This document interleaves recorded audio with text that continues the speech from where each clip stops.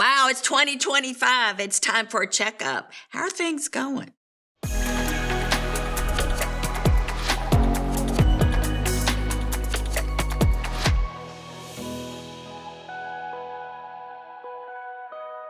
Welcome to Time Out with PC. I'm Pastor Cherie, and I'm really excited because we're at the dawn of a new year. And this is a time when a lot of people reflect on the past and how they want to change things in the future going forward.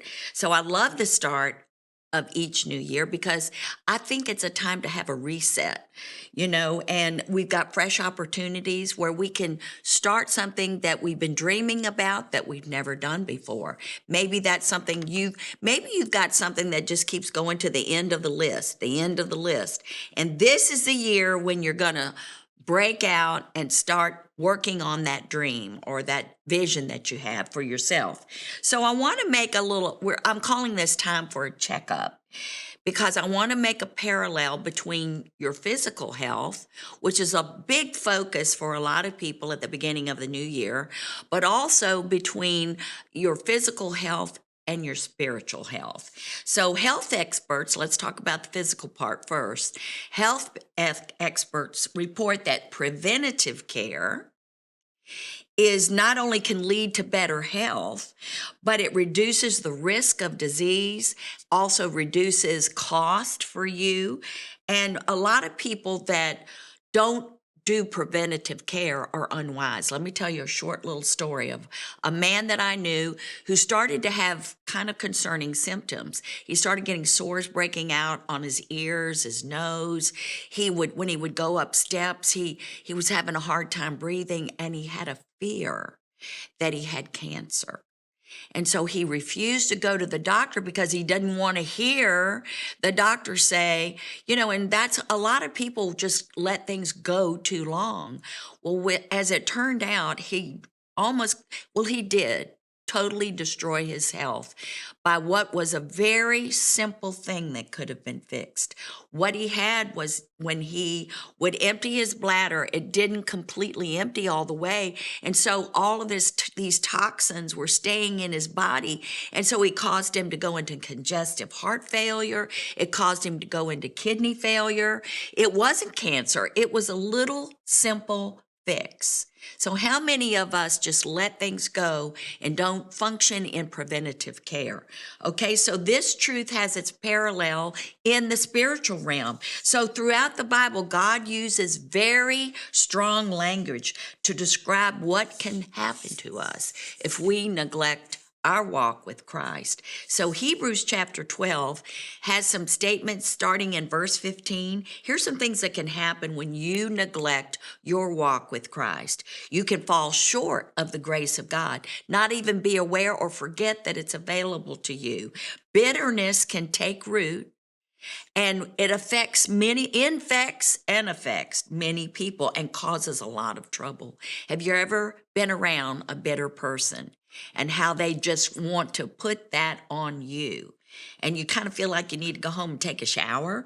Okay, so then we might make foolish and catastrophic choices like Esau did, who just made a big mistake in tossing off his birthright like it didn't mean anything. And he really lost his inheritance because he wasn't doing a spiritual checkup on his attitude towards God and his brother.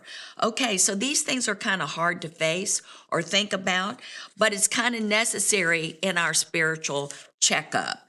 And then we need to make corrections when we see detect trouble in our lives. There's a reason why those things are happening.